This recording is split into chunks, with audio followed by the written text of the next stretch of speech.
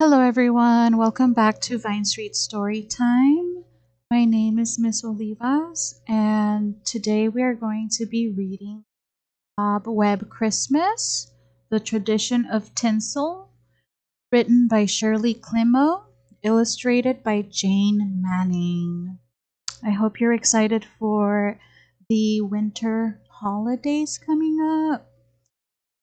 Let's get started on this picture book. So here is the title page. We see a cute little spider and an apple.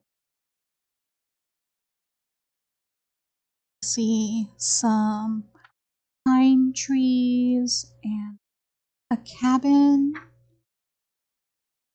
Once upon a Christmas time, long ago in Germany, there was a little old woman.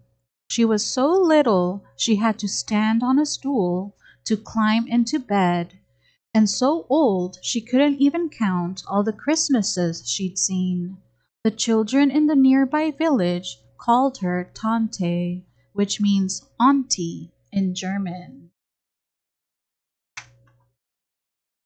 Tante lived at the edge of a pine forest in a tiny cottage just large enough for her to keep a canary for singing, a cat for purring, and a dog to lie beside the fire. Squeezed up against the cottage was a barn, and in it Tante kept a donkey for riding and a goat for milk and cheese. She had a noisy rooster to wake her in the morning and a speckled hen to lay an egg for her breakfast. With so many animals about, her little cottage wasn't very tidy, but a bit of fur, a few feathers, or a spider web or two didn't bother Tante, except once a year when the days got short and the nights grew long. The old lady would nod her head and say, "Time to clean for Christmas." Then Tante shook the quilt and scoured the kettle until it shone. She scrubbed the floor on her hands and knees and stood tiptoe on her stool to sweep the cobwebs from the rafters. "Shoo!" said Tante. She swished her broom and sent every spider and each wisp of web flying out the door.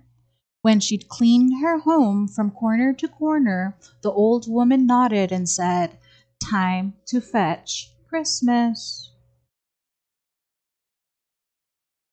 Tante took an axe from the barn and hung the harness with bells on the donkey. She scrambled onto his back, and they trotted into the forest. They circled round and round until the old lady cried, "There!"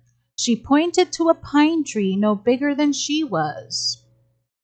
"That one's just right," she told the donkey. Tante chopped down the tree, taking care to leave a bough behind so it might grow again. Then, bells jingling, they went home, only now the donkey carried the tree upon his back and Tante skipped along beside him.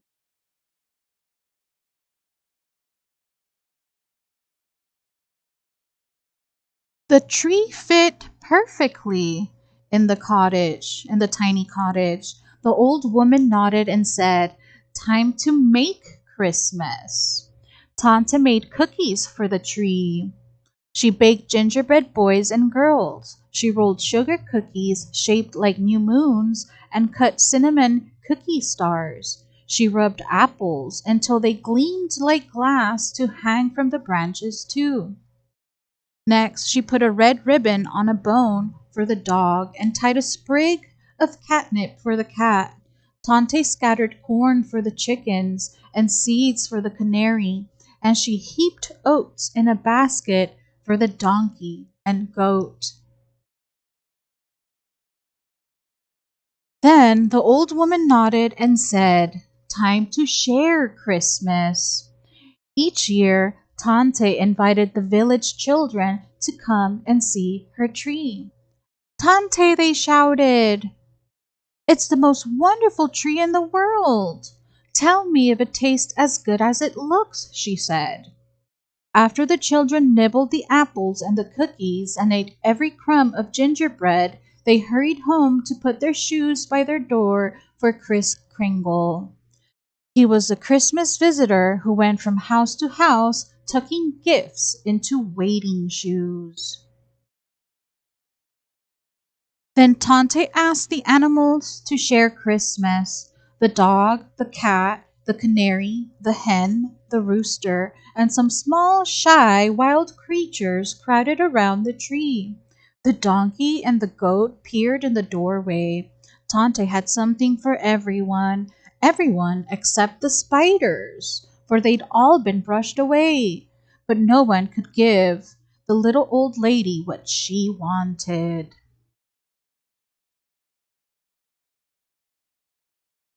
All her life, Tante had heard tales about marvelous happenings on Christmas Eve. Animals might speak aloud, bees might hum carols, or cocks crow at midnight. Tante wished she could witness a bit of Christmas magic too. She sighed and sat down in her rocking chair. Time to wait for Christmas, said the old lady, and she nodded and nodded her head. Tante was so tired from cleaning and cooking that she fell fast asleep. She did not know if the rooster crowed when the clock struck 12, or if the dog whispered secrets to the cat, and she did not hear the squeaky voices calling at her door. Let us in.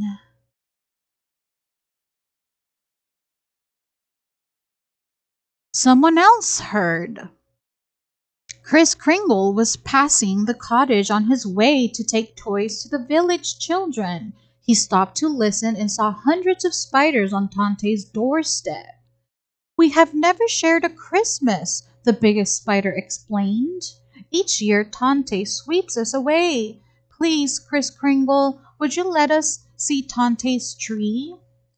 Kris Kringle looked down at the spiders. There's no harm in that, he said. Before he went on to the village, he opened Tante's door a crack.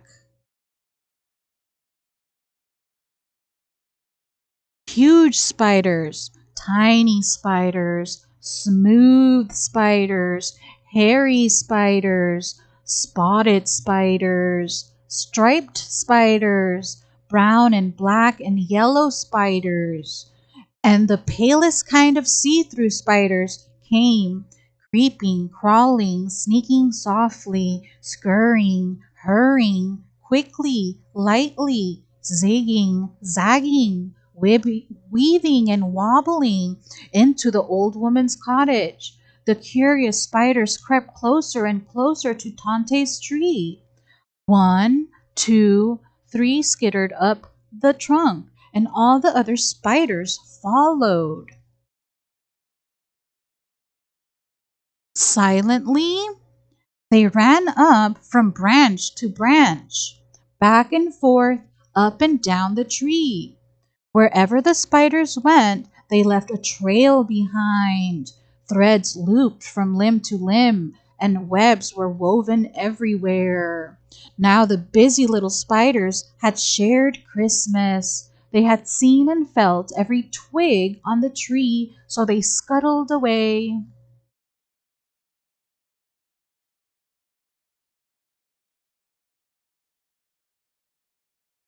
When he had put a gift in all the children's shoes, Kris Kringle returned to latch Tante's door. He peeked inside and discovered her tree tangled with sticky, stringy cobwebs. He knew how hard the old lady had worked to make Christmas and how dismayed she'd be when she saw her tree.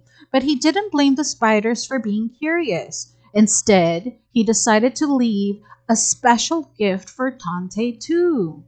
Gently, Kris Kringle touched each web.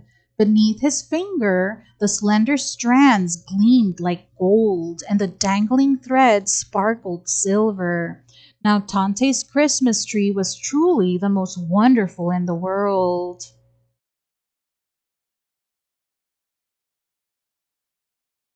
The rooster woke Tante in the morning. The old lady blinked in amazement at her glittering tree. Something magical has happened, she cried, and she climbed onto her stool for a better look. At the top of the tree, she saw one small spider finishing its web. Ah, Tante nodded her head. So it's you and your kin I have to thank for this Christmas magic.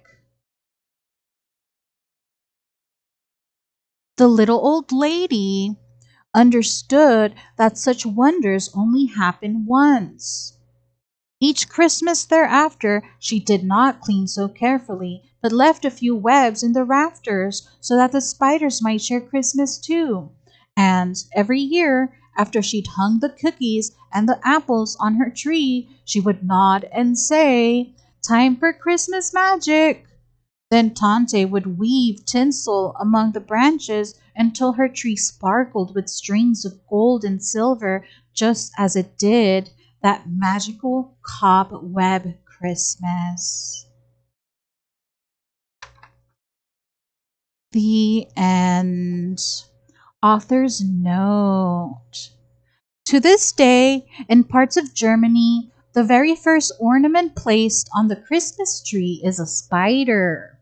Cobweb Christmas is based on a folk tale whose roots go back more than 200 years. Versions of this story have been told in many lands, including Germany, Poland, Russia, Romania, and Great Britain. I set this adaptation in the Bavarian forest, as this region has given us many of our Christmas tree traditions. The word tinsel comes from Latin and originally meant spark or flash. In the 16th century, thin filaments of metal were woven into the fabric to add eye-catching flashes in clothing and tapestries. But it was not until the end of the 19th century that tinsel, originally shiny strands of brass or copper, was first included in holiday decorations. Once tinsel became a part of our Christmas tree, it also became a part of this folk tale. And that is the end, everyone. I hope you enjoyed the story. I hope you also have a great winter vacation. I'll see you in the next storytime video.